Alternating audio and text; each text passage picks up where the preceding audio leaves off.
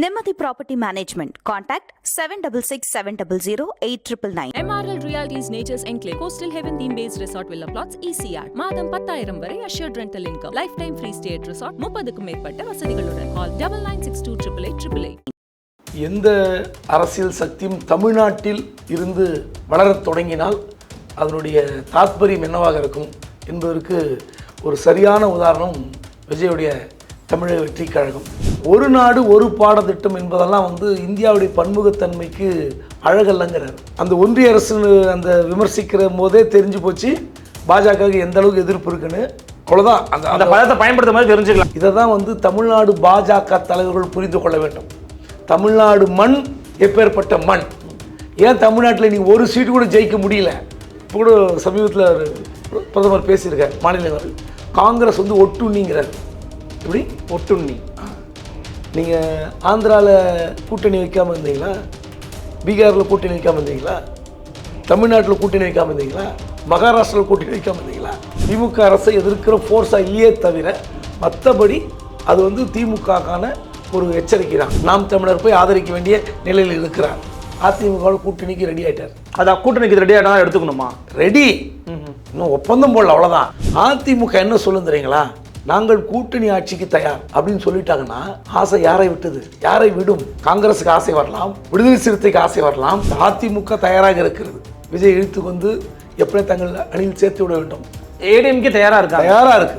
விஜய் வந்தார்னா திமுக குறையும், அதிமுக குறையும், சீமானுக்கும் குறையும். இளைஞர்களை அடுத்து ஒரு 18 to 26 வயது உள்ள இளைஞர்களை ஈர்க்கக்கூடிய ஒரு அரசியல் கட்சி தமிழ்நாட்டில் நீ திமுகவில் அதிமுகவில்.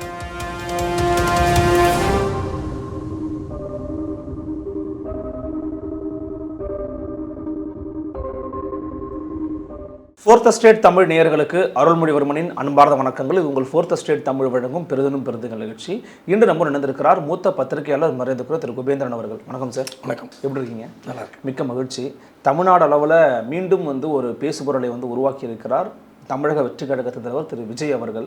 கட்சி அப்படின்னு அறிவித்த பிறகு சந்திக்கக்கூடிய இந்த மாணவர் சந்திப்பில் எப்போ அரசியல் பேச போகிறாரு, அரசியல் பேசாமல் நழுவிக்கிட்டே இருக்கிறாரு அப்படின்னு சொல்லிக்கிட்டு இருந்தபோது இனி நம்ம பேசாமல் இருக்க முடியாது அப்படின்னு சொல்லி நீட் விவகாரம் குறித்து பேசியிருக்கிறார்.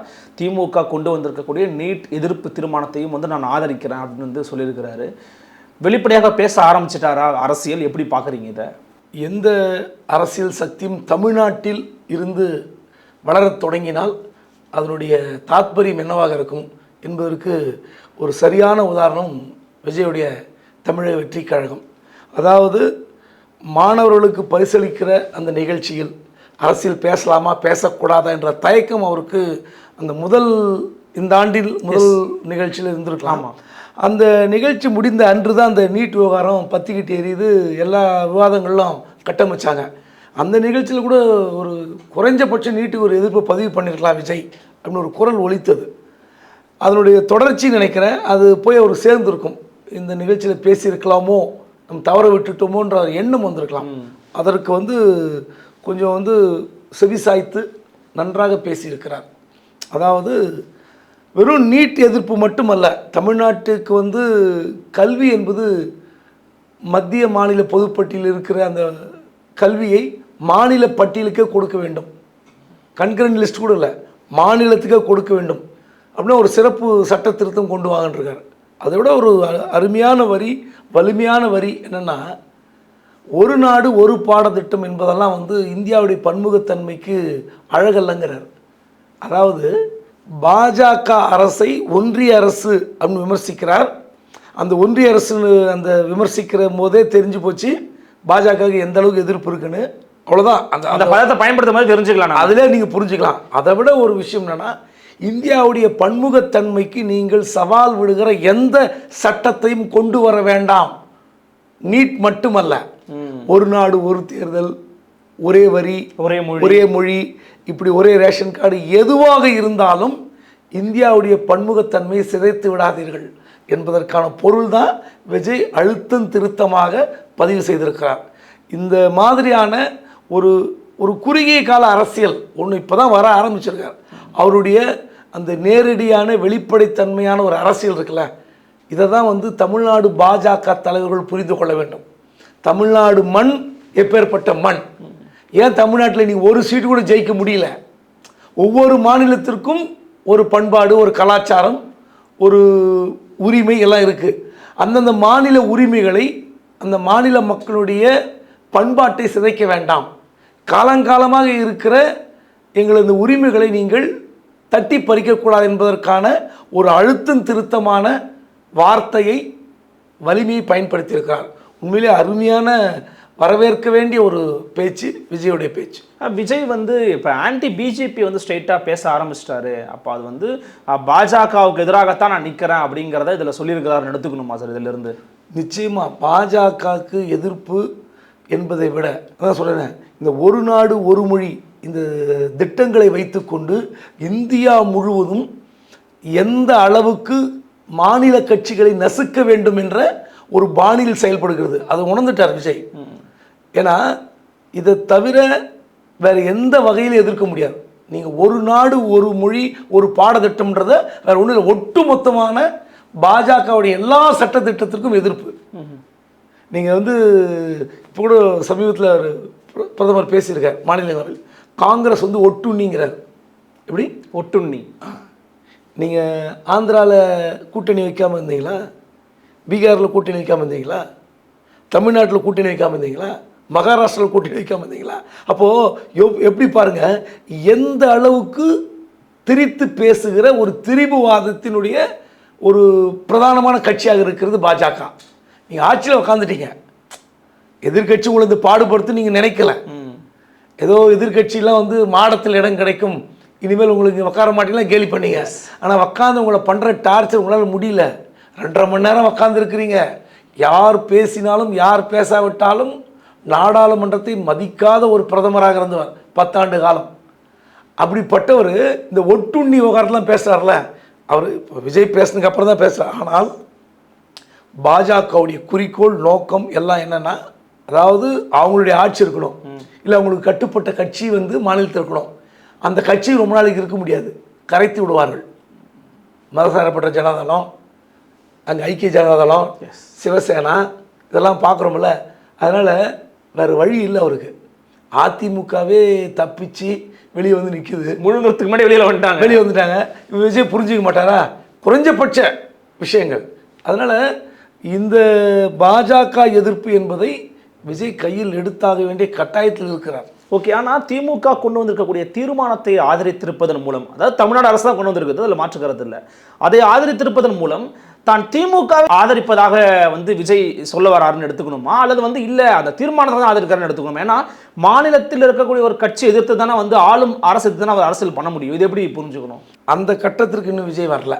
இந்த நீட் விவகாரம் வந்து தமிழ்நாடுடைய ஜீவாதார பிரச்சனை, மாணவர்கள் பிரச்சனை. அதனால் அதிமுக ஆதரிக்கிறது, விடுதலை சிறுத்தை ஆதரிக்கிறது, காங்கிரஸ் ஆதரிக்கிறது, பாட்டாளி மக்கள் கட்சி ஆதரிக்கிறது, பிஜேபி தவிர எல்லாருமே ஆதரிக்கிறது. அப்போது இதில் வந்து விஜய் வந்து விதிவிலக்காக இருக்க முடியாது. அதனால் இந்த விஷயத்தை விட்டுரும். திமுகக்கான எதிர்ப்பை இன்னும் அவர் தொடங்கவில்லை. ஒரே வரி முதல் நாள் நிகழ்ச்சியில் சொன்னது, தமிழக அரசு இந்த விஷசாராய விவகாரத்தில் சரியான கடமையை செய்யவில்லை அப்படின்னு சொல்லிட்டார். அதுவே அது திமுக எப்படி வந்து ஃபோர்ஸாக இல்லையே தவிர, திமுக அரசை எதிர்க்கிற ஃபோர்ஸாக இல்லையே தவிர, மற்றபடி அது வந்து திமுகக்கான ஒரு எச்சரிக்கை தான். நீங்கள் கடமையை சரியாக செய்யவில்லை, நீங்கள் வந்து மனிதனாக பார்த்து திருந்தாவிட்டால் அப்படின்னு சொல்லிட்டு போகிறது வேற. அது வந்து உண்மையிலே வந்து திமுக அரசுக்கு மிகப்பெரிய நெருக்கடி தானே. உண்மைதான். தமிழ்நாட்டு களம் அப்படிங்கிறது ஏற்கனவே ஆன்டி பிஜேபிக்கு நிறைய ஃபோர்ஸஸ் இங்கே இருக்கிறாங்க தமிழ்நாட்டில். திமுகவோட கூட்டணி கட்சிகள் அப்படி நிறைய பேர் இருக்கிறாங்க, வெளியிலிருந்து கூட இருக்கிறாங்க. ஆனால் ஆன்டி பிஜேபி ஃபோர்ஸாக மீண்டும் வந்து விஜய் வந்தாருன்னா அவருக்கான ஸ்பேஸே இங்கே இல்லை. அப்போ என்ன சொல்லி தான் விஜய் அரசியல் பண்ண முடியும் நீங்கள் நினைக்கிறீங்க? திமுகவுக்கு அதிமுகவுக்கு மாற்றாக வர வேண்டும் என்று விஜயகாந்த் விரும்பினார். அதுக்கு ஒரு நல்ல ரிசல்ட் கிடைச்சிது.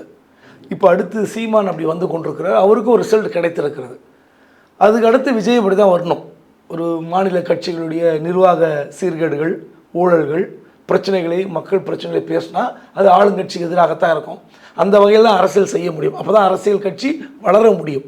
ஆனால் நீங்கள் ஒரு விஜயகாந்த் எப்படி திமுக அதிமுகவுக்கு மாற்றுன்னு சொல்லிட்டு வந்தாரோ, அவரால் அதிமுக பக்கம் கூட்டணி போய் தான் எம்எல்ஏக்களை பெற முடிந்தது, எதிர்க்கட்சி ஆக முடிஞ்சது. ஆமாம், அதே தான் நாம் தமிழர் சீமான் இப்போ வந்து கூட்டணிக்கு வருவதற்கு தயாராகிவிட்டார். ஆளுங்கட்சி எதிர்த்து அதிமுக நடத்துகிற உண்ணாவிரத அந்த பந்தலில் போய் நாம் தமிழர் போய் ஆதரிக்க வேண்டிய நிலையில் இருக்கிறார். நான் வந்து திராவிடமே இருக்கக்கூடாது, தமிழ் தேசியம் என்ற புதிய சித்தாந்தத்தில் ஈர்த்து வருகிற ஒருவர் அதிமுக கூட்டணிக்கு ரெடி ஆயிட்டார். அதான் கூட்டணிக்கு ரெடி ஆகிட்டா எடுத்துக்கணுமா? ரெடி, இன்னும் ஒப்பந்தம் போடல, அவ்வளோதான். சட்டமன்ற தேர்தல் வந்து அவர் எங்கே போகிறாரு? இந்த முறை இது வந்து பல முறை உங்ககிட்ட சொல்லியிருக்கேன், 2026 சீமான் கூட்டணிக்கு வந்தே தீர்வார்னு.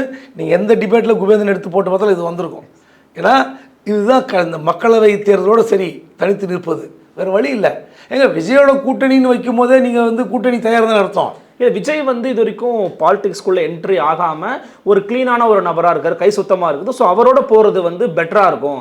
அதிமுக ஒரு திராவிட கட்சி, ஊழல் மெலிந்த கட்சின்னு இத்தனை நாள் பேசிட்டு திருப்பி அவங்க கூட போகிறதுங்கிறது நாம் தமிழருடைய வாக்கு வங்கியே சிதைக்காதா? ரெண்டு விஷயம். அடுத்த 2026 தேர்தல் திமுகவுக்கு மிகப்பெரிய நெருக்கடியான தேர்தல். திமுகவுக்கு? ஆமாம். இந்த கூட்டணி வந்து இன்டாக்டாக இருக்குது, இப்படியெல்லாம் நீங்கள் சொல்லிக்கலாம். சார் எல்லாருமே உள்ளதானே சார் இருக்காங்க. காங்கிரஸ் இருக்குது, கம்யூனிஸ்ட் இருக்குது, விசிகா இருக்குது, மதிமுக இருக்குது. சரி, 2 வருடம் கழித்து அதிமுக என்ன ஸ்டாண்ட் எடுக்கும்? அவங்களுக்கு வாய்ப்பே இல்லாமல் இருக்கு. நீங்கள் உஷாராக கவனிக்கணும். 40% பெறுகிற அணிதான் ஆட்சி பிடிக்கும். அதிமுக என்ன சொல்லும் தெரியுங்களா? நாங்கள் கூட்டணி ஆட்சிக்கு தயார் அப்படின்னு சொல்லிட்டாங்கன்னா ஆசை யாரை விட்டது? யாரை விடும்? காங்கிரஸுக்கு ஆசை வரலாம், விடுதலை சிறுத்தைக்கு ஆசை வரலாம். நான் வந்து ஒரு பத்திரிக்கையாளர் அனுமானத்தை சொல்கிறேன். 2026 இந்த வெறும் அதிமுக வாக்கு வங்கியை வைத்துக்கொண்டு அவரால் ஆட்சி பிடிக்க முடியாது. அப்போ திமுகவுடைய ஆன்டி இன்கம்பன்சி இருந்தாலும் ஆட்சி பிடிப்பதற்கான வாய்ப்பு அதிமுக மட்டும்தான் இருக்குது. அந்த வாய்ப்பை எப்படி பயன்படுத்துவார் எடப்பாடி என்பது என்னுடைய யூகம். கூட்டணி ஆட்சிக்கு தயார் என்றால் நாம் தமிழர் வரலாம். ஆனால் அதை விட ஒரு பிரதானமான கட்சி, நீங்கள் வந்து திமுக கூட்டணியை உடைத்தால்தான் அதிமுகவுக்கு பலன் அளிக்கும். நீங்கள் அந்த பக்கம் எத்தனை கூட்டணி வச்சாலும் கிடைக்காது. ஆனால் பாஜக வந்து கூட்டணி ஆட்சி கேட்கும், பாட்டாளி மக்கள் கட்சி கேட்கும். அப்போது கூட்டணி ஆட்சிக்கு தயார் என்று முதல் எந்த கட்சியும் சேர்க்காமல் நாங்கள் தயார் அப்படின்னு சொன்னாங்கன்னா அப்போ காங்கிரஸுக்கு ஆசை வரலாம், விடுதலை சிறுத்தைக்கு ஆசை வரலாம். இங்கே வந்து இதை வைத்து கொண்டு கூடுதல் சீட் கேட்கலாம். திமுக கிட்ட கூடுதல் சீட்டு கேட்கும்போது நெருக்கடி வரலாம். நெருக்கடி வரும்போது இருக்கிற பிரச்சனைகளை திமுக எப்படி கையாள போகிறது? நாங்களும் கூட்டணிக்கு ஆட்சிக்கு தயார் அப்படின்னு திமுக சொல்ல வைப்பார்கள். அப்படி சொன்னா அது வந்து ப்ளஸ் தானே காங்கிரஸுக்கும் திமுகவுக்கும் விடுதலை சிறுத்தைக்கும். ஸோ இப்படிப்பட்ட ஒரு குழப்பமான சூழ்நிலையில் நீங்கள் யோசித்து பாருங்க. ஓகே, நீங்கள் விஜய் கட்சி கூட்டணி ஆட்சி வரும்போதே ஒரு கூட்டணிக்கு துணை முதல்வர் என்ற ஒரு அந்தஸ்து பவன் கல்யாணம் கிடைத்தது போல் நமக்கு கிடைக்காதா என்ற ஆசை பிறக்கலாம், சீமானுக்கு ஆசை பிறக்கலாம். ஸோ எல்லா பக்கமும் நெருக்கடி வரும். ஸோ அதனால் எடப்பாடி என்ன ஸ்ட்ராட்டஜிஸ் வைப்பார்? தமிழ்நாடுக்கு கூட்டணி ஆட்சி பொருந்துமா பொருந்தாதாலாம் 2026 தேர்தல் அறிவிக்கிற வரை தான். தேர்தல் அறிவித்த பிறகு நடக்கப் போகிற குழப்பங்கள் இப்போவே வந்து இப்போ மாணிக் தாகூர்லாம் வந்து இந்த நாடாளுமன்ற தேர்தலையே பாஜக விட்டு வெளியே வந்து விட்டது அதிமுக. நாம் அங்கே கூட்டணி வைக்க வேண்டும் பேசியவர் ராகுலிடம். Okay, Manik Tagore. But India அலையன்ஸுங்கிறது என் big brother is MK Stalin பேசுகிறவர் தானே சார் அவர்? ராகுல் காந்தி, சோனியா காந்தி, ராகுல் காந்தி எல்லாம் திமுக தலைவரோடு நன்றாக இருக்கிறார்கள். ஆமாம், அமைதியாக இருக்கிறார்கள், ஒன்றும் பிரச்சனை ஒத்துமையாக இருக்காங்க. இங்கே அப்படி கிடையாது. நீங்கள் கட்சி வந்து வளர்கிறது, நமக்கு கூடுதலாக சீட்டு கிடைக்குது, 30 சீட்டு 20 சீட்டில் குறுக்கிட்டு வாங்க, 60 சீட்டு கிடைக்குது, அதிமுக 60 தருகிறது என்றால் ஓடிடுவாங்களே. கூட்டணி ஆட்சிக்கு தயாரும் பாரு. நான் இப்போ நடக்கும்னு சொல்ல, நடக்கிறதுக்கு வாய்ப்பு இருப்பதாக சொல்கிறேன். புரியுது. ஸோ அதனால் திமுகவுக்கு நெருக்கடி வரும். ஸோ அதனால் நீங்கள் 2026 சீமானை விட பவர்ஃபுல்லான கூட்டணிகள்லாம் கட்சிகள்லாம் வந்து தவிக்கும், எந்த பக்கம் அலைமோதுறது. அதனால் இப்போ சொல்ல முடியாது விஜய் வந்து சீமானோடு பயணிப்பாரா, இல்லை தனித்து நிற்பாரா, இல்லை வந்து அதிமுகவுடன் போவாரா, நமக்கு தெரியாது. அதிமுக தயாராக இருக்கிறது. விஜய் இழுத்து வந்து எப்படியே தங்கள் அணியில் சேர்த்து விட வேண்டும். ஏடிஎம்கே தயாராக இருக்குது. எடப்பாடி இப்படி கள்ளக்குறிச்சிக்கு ஜெயக்குமார் வந்து பாராட்டுறார் போனதுக்கு. ஆளுங்கட்சி பாராட்டுமா? பாராட்டிச்சா? பாராட்டல. அவருடைய பிறந்தநாளுக்கு ஒரு நீங்கள் பூர்ண நலத்துடன் ஒரு தொடர் அரசியல் வெற்றி பெற வேண்டும்னு எடப்பாடி வாழ்த்து சொல்கிறார். உதயநிதி ஆனால் வாழ்த்தலை, திமுக தரப்புலேருந்து வாழ்த்தலை. ஸோ யோசித்து பாருங்கள், முதலமைச்சர் மு.க. ஸ்டாலினுடைய பிறந்தநாளுக்கு விஜய் வாழ்த்து தெரிவித்திருந்தார். ஆமாம், ஆனால் அவருடைய பிறந்தநாள் ஜூன் மாதம் நடந்த அவர் பிறந்தநாள் 22 திமுக தரப்பில் பிறந்தநாள் வாழ்த்து வரல. ஏன் வரல? ஸோ கிட்டத்தட்ட ஆளுங்கட்சிக்கு ஒரு விஜய் வந்தால் கண்டிப்பாக ஆளுங்கட்சிக்கு வாக்கு சதவீதம் குறையும். ஸோ இதெல்லாம் கால்குலேட் பண்ணி பார்த்தீங்கன்னா 2026 என்பது திமுகவுக்கு மிகப்பெரிய நெருக்கடி. ஒரு சர்ப்ரைசிங்கான எலெக்ஷனாக இருக்கும்னு நினைக்கிறேன் சார் நீங்கள் சொல்கிறதெல்லாம் பார்த்தா. ஆனால் விஜய் தனிச்சு நின்னார் அப்படின்னா ஒரு ஸ்பாய்லராக தானே இருப்பார் அவர். இப்போ எப்படி சீமானை வந்து எவ்வளோதான் ஓட் பெர்சன்டேஜ் வாங்கினாலும் ஒன்றுமே பண்ண முடியல அப்படிங்கிறது யதார்த்தமாக இருக்குது. ஒரு எம்எல்ஏவோ ஒரு எம்பியோ கூட வர முடியல. அப்போ தனிச்சு நின்னாலுமே விஜய் ஒரு ஸ்பாய்லராக தானே இருப்பார். ஆனால் வரும்போதே ஒரு அலையன்ஸோட வர்றதுங்கிறது சரியான அணுகுமுறையாக இருக்கும்னு நினைக்கிறீங்களா நீங்கள்? இல்லை, நீங்கள் அரசியலை வந்து ரஜினி மாதிரி அவர் பயந்து ஓடி போயிட்டாருன்னு வச்சுங்களேன், நம்ம பேசிய பலன் இல்லை, பிரச்சனையே இல்லை, ஒதுக்கிட்டான்னு ஓடிடலாம். ஆனால் நீங்கள் அரசியலை கற்றுக்கொள்வதற்கு ஏதாவது ஒரு கட்சியோடு பயணித்தால்தான் அதோட நெளிவு சுழிவுகளை தெரிந்து கொள்ள முடியும். இப்போ நாம் தமிழருக்கு வந்து ஓட்டு விழுது, பெரிய அளவில் வந்து அவங்களுக்கு பூத் ஏஜென்ட் இல்லை, கவுண்டிங்கில் ஏஜென்சி இல்லை, எங்கேயுமே பார்த்தீங்கன்னா அவங்களுக்கு வக்காரத்துக்கு ஆளே இல்லை, ஆனால் ஓட்டு விழுது. காரணம் திமுகவுக்கு அதிமுகவுக்கு மாற்றாக சீமானை கருதியது. இப்போ பார்த்தீங்கன்னா இவருக்கு சீமானோட ஓட் பேங்கே குறையலாம். விஜய் வந்தார்னா திமுக குறையும், அதிமுக குறையும், சீமானுக்கும் குறையும். யங்ஸ்டர்ஸ் வந்து அங்கே இருக்கிறதுனால மேபி ஷிஃப்ட் ஆகலாம். ஓகே. ஸோ ஆனால் அதற்கு முன்பாக விஜய் வந்து தன்னுடைய கொள்கை அரசியலை சொல்ல வேண்டும். என்ன மாதிரி அரசியலை வந்து முன்னெடுக்க போகிறார்? நல்லவர்கள் வரணும் ஒன்று சொன்னார், நல்ல தலைவர்கள் உருவாகணும், நல்ல தலைவர்கள் உருவாக வேண்டும் என்று சொன்னார். அதை விட ஒன்று, படிப்பிலே உங்களை அரசியல் விருப்ப பாடமாக இருக்க வேண்டும்னு சொன்னார். அப்போது என்ன மாதிரி அரசியலை ஒரு இன்னும் சத்தமாக ஒரு வெற்று முழக்கமாக இல்லாமல் உண்மையான கொள்கைகளை சொல்ல வேண்டும். தமிழ்நாட்டுக்கு நீங்கள் என்ன சொல்ல போகிறீங்க? இளைஞர்களை அடுத்து ஒரு 18லேருந்து 26 வயது உள்ள இளைஞர்களை ஈர்க்கக்கூடிய ஒரு அரசியல் கட்சி தமிழ்நாட்டில் இன்றைக்கி திமுகவும் இல்லை அதிமுகவும் இல்லை. இந்த உண்மையை சொல்வதுக்கு நான் வைக்கப்படல, வெளிப்படையாக சொல்கிறேன். தவறிட்டாங்கன்னு நினைக்கிறேன். தவறிட்டாங்க. அதனால் ஏன் நாம் தமிழர் கட்சி நோக்கி இளைஞர்கள் ஓடுகிறார்கள் என்றால், இந்த புதிய பதவிகள் அதிமுகவிலும் திமுகவிலும் இளைஞர்களுக்கு கிடைக்கல. இல்லை, ஆஃப்டர் உதயநிதி என்ட்ரி ஆல்சோ நீங்கள் இதான் சொல்கிறீங்களா? இன்றைக்கி உதயநிதி ஸ்டாலின் வந்து இளைஞர் அணி தலைவராக பொறுப்பேற்ற 4வது ஆண்டு இன்றைக்கி ஆக்சுவலி அவரே ட்விட்டரில் பதிவு போட்டிருக்காரு. ஸோ அவர் என்ட்ரி ஆன பிறகு கூட உங்களால் எதுவும் மாற்றங்களை கவனிக்க முடியலையா? அதாவது நல்ல கேள்வி கேட்டீங்க. திமுகவில் ஒவ்வொரு மாவட்டத்திலும் இளைஞர் அணி நிர்வாகி யாருன்னு ஒரு பட்டியல் எடுத்து கையில் வச்சுங்க பாருங்கள். அமைச்சருடைய மகன், மாவட்ட செயலாளர் மகன், எம்எல்ஏ மகன், ஏற்கனவே கடந்த கால திமுக தலைவர்களாக இருந்த குடும்பத்திலிருந்து வந்த வாரிசுகள். ஓகே. நீங்கள் முழுக்க இளைஞரணி என்பது வேறு ஒரு சாதாரண தொண்டன் குடும்பத்திலிருந்து யாரும் வரல. ரொம்ப நீங்கள் ஒரு தமிழ்நாடு முழு இளைஞரணி நிர்வாகிகள் ஒரு உதாரணத்துக்கு 100 பேர் இருக்காங்கன்னு வச்சுங்களேன். சரி. 85லேருந்து 90 பேர் குடும்ப வாரிசுகள்.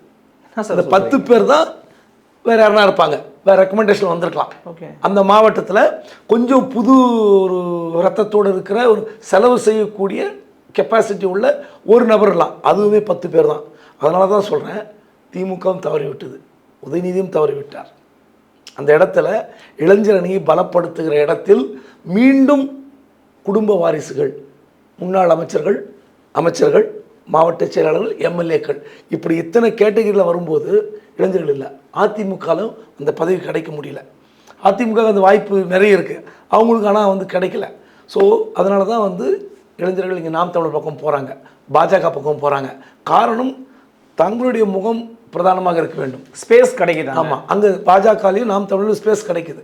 குறிப்பாக தென் மாவட்டங்களில் நீங்கள் பாஜக வந்து இன்றைக்கி வளர்ந்திருப்பதற்கு காரணம் பதவிகள். என்ன ஒன்றா பதவி கிடைக்கும். அந்த பதவியின் அடிப்படையில் தான் வந்து கட்சி வந்து ஒருத்தர் வந்து நமக்கு எம்எல்ஏ ஆக முடியும், எம்பி ஆக முடியும், ஒரு மேயர் ஆக முடியும், இல்லை நகராட்சி தலைவராக முடியும் என்ற ஆசை யாருக்கு வரும்? நம்ம வந்து செலவு செய்கிறோம், ஆனால் செலவு செய்வதற்கு தயாராக இருக்கிற இளைஞர்களுக்கும் திமுகவில் இடமில்லை. அதனால் அவங்க ஏதோ தலைவராக இருக்கணும், ஓகே, அப்பா எம்பியாக இருக்கணும், அம்மா எம்எல்ஏவாக இருக்கணும், அமைச்சராக இருக்கணும். ஸோ இந்த விஷயங்கள் வந்து அதனால தான் இளைஞர்கள் நாம் தமிழர் விஜய் பக்கம் போவதற்கு வாய்ப்பு இருக்குது. ஸோ இந்த 2 கட்சிகளுக்கு இல்லாத வாய்ப்பு விஜய்க்கு வாய்த்திருக்கிறது. ஆனால் அவர் என்ன மாதிரி கொள்கை முன்னெடுக்க போகிறார் இதெல்லாம் பார்த்து தான். இப்போ இன்னும் 18 மாதங்கள் இருக்கிறது சட்டமன்ற தேர்தல். அதற்கு முன்பாக வந்து ஒரு பெரிய பயிற்சிக்கு விஜய் தயாராக வேண்டும். ஆனால் அவர் வந்து வெளிப்படையாக இன்னும் அறிவிக்கலை அல்லது வந்து அதை பற்றி பேசலை. ஆனால் திரு சீமான் அவர்கள் வந்து நான் சந்தித்து நான் பேசினேன் அப்படிங்கிறது ஒரு தனியார் யூடியூப் ஊடகத்தில் கூட பேசும்போது அவர் வந்து சொல்கிறார், ஆமாம் நாங்கள் சந்தித்தோம், மீட் பண்ணும்போது வெளிப்படையாக வந்து பேசுகிறாரு, நிறைய விஷயங்களே கூட சொல்கிறாரு. ஆனால் இது வரைக்கும் விஜய் தரப்புலேருந்து ஒரு மறுப்போ ஆதரவோ எதுவுமே வரல. பட் விஜயோட அனுமதி இல்லாமல் அவர் பேச மாட்டாருன்னு சில பேர் சொல்றாங்க. சீமான் பேசுறது எப்படி புரிஞ்சுக்கிறீங்க? அவருக்கு விருப்பம் இருக்கோ விஜய் நம்ம கூட சேர்த்துக்கணும்னு? சீமான் விஜய் சந்தித்ததில் ஆச்சரியமில்லை. 2 பேரும் சினிமா தரப்பில் இருக்காங்க. 2வது உரிமையோடு தம்பி நான் உன்னை பார்க்க வரேன் அப்படின்னு ஃபோன் பண்ணிட்டு போயிருக்கலாம். 2வது விஜய் வைத்து சீமான் படம் எடுப்பதாகலாம் ஒரு ஆசை பகலவன் ஒரு திரைப்படம் சொன்னாங்க, பேசியிருக்கார். ஸோ அதனால் அந்த தொடர்பில் சினிமா தொடர்பில் நிச்சயமாக பார்த்துருக்கலாம். அது ஒரு பெரிய விஷயமே இல்லை. 2வது பல தரப்பட்ட நபர்களை விஜய் அழைத்து பேசுகிறார். ஓகே, ஆமாம். தமிழ்நாட்டில் பழைய காலத்தில் இருக்கிற எம்எல்ஏக்கள், முன்னணி தலைவர்கள் அவர்கள் அழைத்து பேசுகிறார். தமிழ்நாட்டைச் சேர்ந்த ஒரு தேர்தல் வியூக வகுப்பாளர் மும்பையில் அலுவலகம் வைத்திருக்கிறார். அவரை வைத்து கொண்டு தான் பல்வேறு திட்டங்களை தீட்டி வருகிறார். அந்த நபர் மூலியமாகத்தான் பல விஷயங்களை கேட்டு பெறுகிறார். அந்த டேட்டாஸ் எப்படி இங்கே ஐபேக் கம்பெனி பிரசாந்த் கிஷோர் மாதிரி ஒரு கம்பெனி இருந்தோ அதே மாதிரியான கம்பெனி தமிழ்நாட்டை சேர்ந்தவர் மும்பையில் வைத்திருக்கிறார். அவர் தான் அவருக்கு full and full back network பண்ணுறார். ஸோ அப்படி இருக்கும்போது அவருடைய அழைப்பின் பேரில் பல நபர்கள் பொது நபர்கள் சந்தித்து பின் பண்ணுறாங்க. இதெல்லாம் அரசியலில் அவர் தனக்கு கருத்துக்களை தேடி வாங்கி கொள்கிறார்னு வைத்துக் கொள்ளுங்கள். சீமான் சந்தித்தில் தப்பு இல்லை. ஆனால் தம்பி நீ என் கூட தான் வரணும் அப்படின்னு சீமான் கேட்டால் ஓடிவதற்கு விஜய் தயாராக இருக்கிறாரா யாருக்கு தெரியும்? உண்மையாக அவர் மனசில் என்ன இருக்குது தெரியாது. ஓகே, எனக்கு என்னன்னா 2 பக்கம் அதிகாரத்திற்கு வராதவர்கள், 2 பக்கம் ஊழல் கரை சொல்ல முடியாதவர்கள் இல்லைன்னு சொல்ல. ஆனால் சீமானுடைய அந்த அரசியல் தன்மை, அவருடைய பேச்சு, அவருடைய செயல்பாடு அதெல்லாம் விஜய் கட்டுப்படுவாரா? நீங்கள் தப்பு கிடையாது, அவர் தான் சீனியர். நான் சொல்வதைத்தான் நீங்கள் என் தம்பி கேட்கணும். அது சரியாக வராது, இது இப்படி வரும், அது அப்படி வரும், அந்த ஊரில் அந்த கேண்டிடேட் போடாதீங்க, இந்த கேண்டிடேட் போடுங்க, இப்படி தான் சொல்லும்போது விஜய் அதெல்லாம் ஏற்றுக்கொள்வாரா? ஒரு என்ன சொல்கிறதுனா, நான் ஒரு ஃபோர்ஸாக அவர் பேசும்போது விஜய்க்கான ஸ்பேஸ் இருக்கா? ஏன்னா விஜய் பிரைமரி ஃபோர்ஸாக வரணும் தான் விரும்புவார். ஆமாம் ஆமாம். அதனால் எனக்கு தெரிந்து முதல் முறை அவர் கூட்டணிக்கு போகாமலும் இருக்கலாம்.